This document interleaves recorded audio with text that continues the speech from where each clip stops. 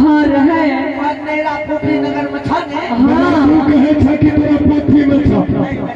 हाँ हाँ से बोला लिखल पढ़ल जे आवे छे न भाग पर के रेखा है जे राशि के नाम पर सबटा एकदम अक्षर फुटल रहे छे। अच्छा केना से बोला और भाई धर्म के परिया रहन हाँ बेटा धर्म रूप में की गेल हाँ धर्म राज के मुख भाग गेल तेल के दुर्भाग्य देलो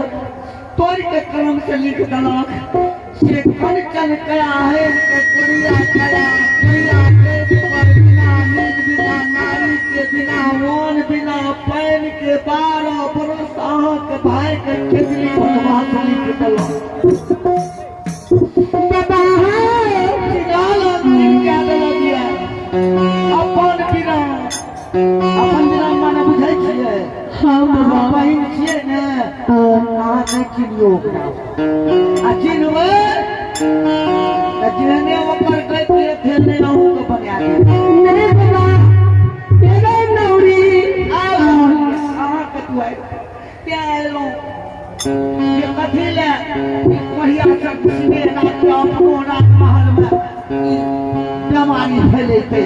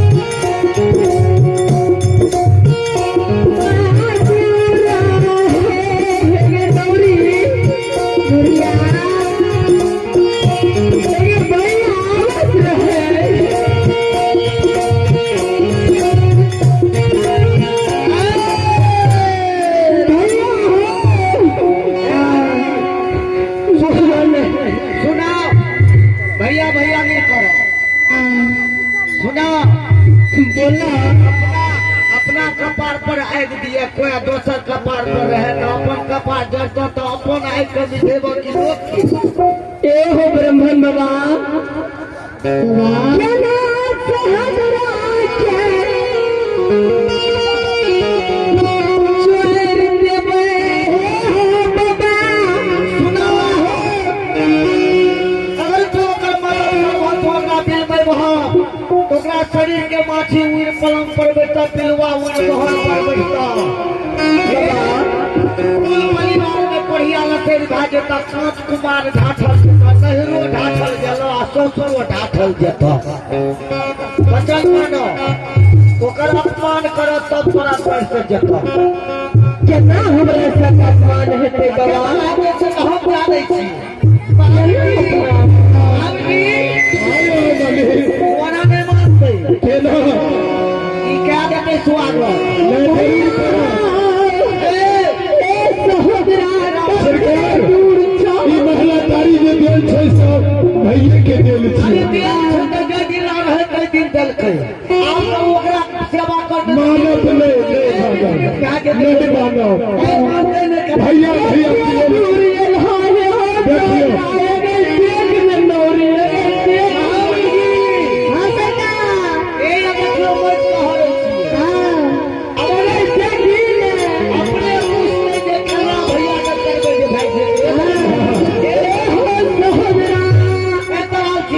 धर्म नाम से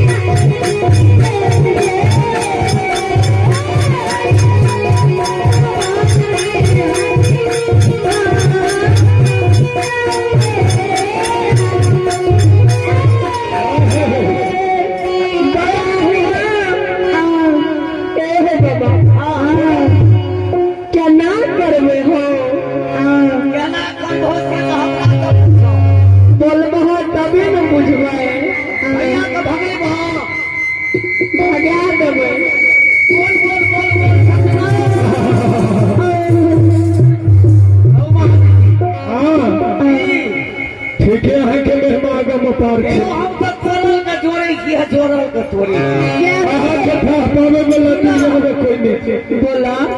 अपना भगवे में बट फायदा था। हाँ बोलो ना भागा देवे भगवान कसम कहे छियै भगवे में तोरा फायदा था।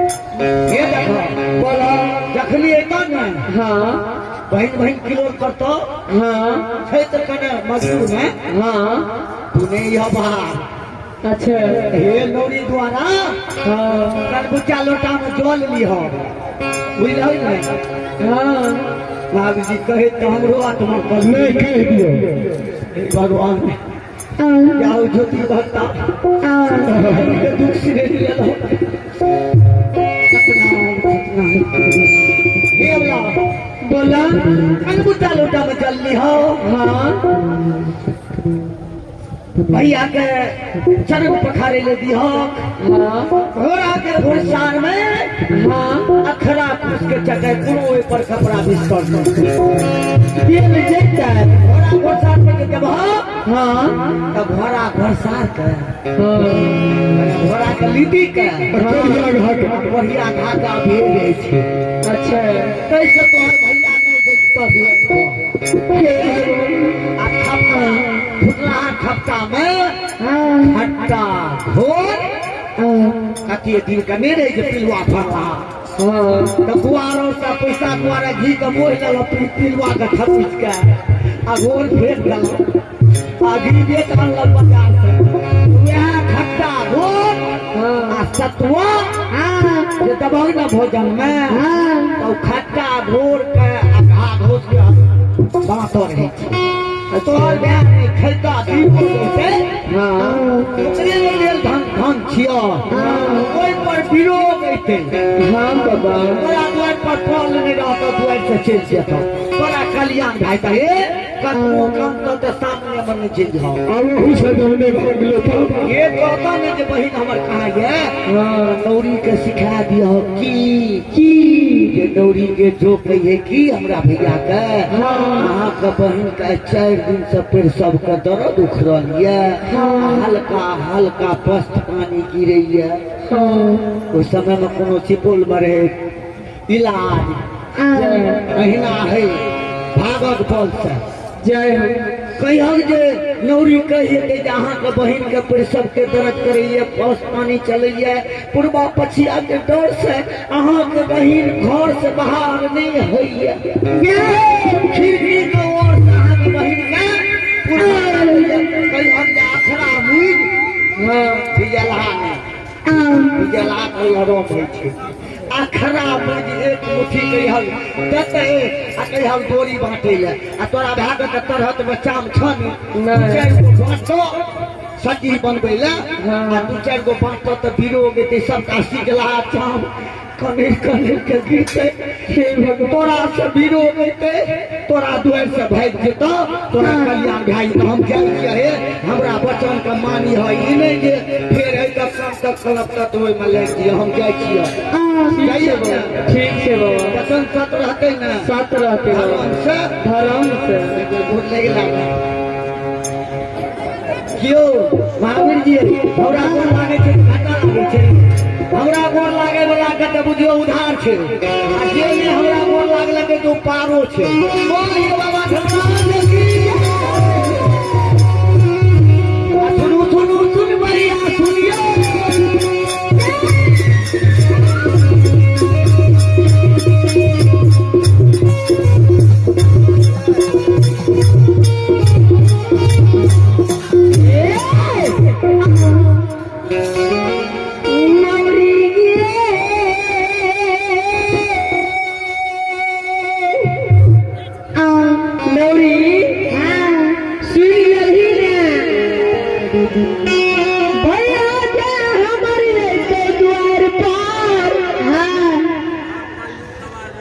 तू की करबी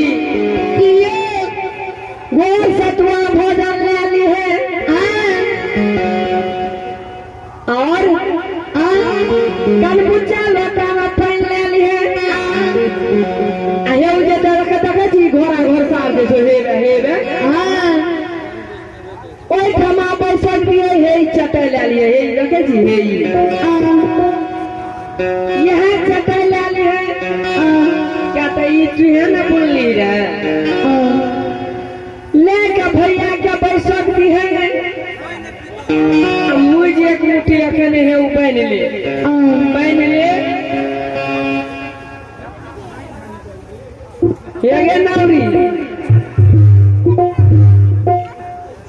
मुझ के तोरी बाटैले कहे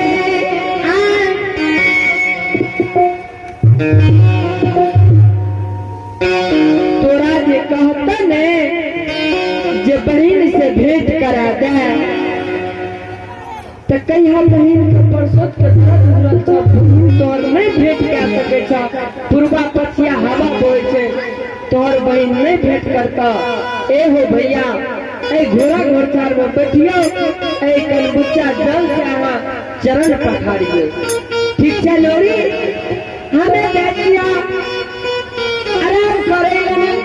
आप चाली रही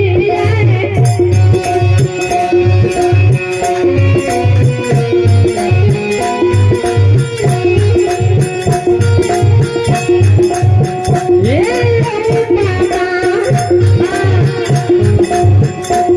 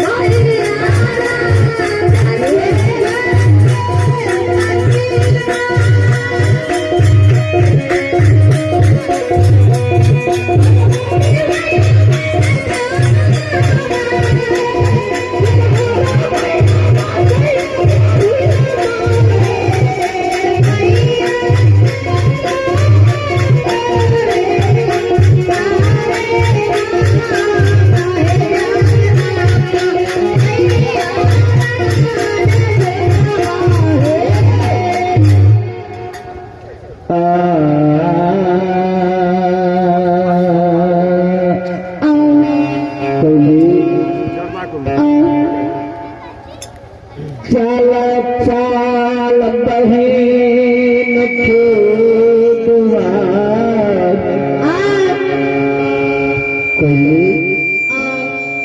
चला आओ कहिए गुरु बात लगी रहे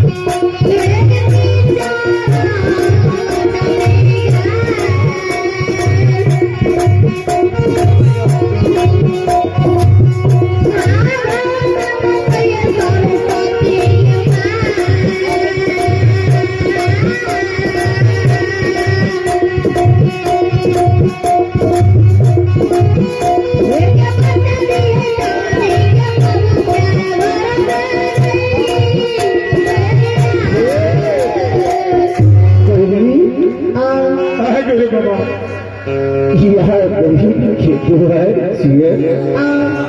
यह दुआर से गुरु बाबा बहन के कोई देखा बहन के घर दुआर आवाज लगावा बहन मुलाकात कर सकते ना गुरु बाबा गुरु बाबा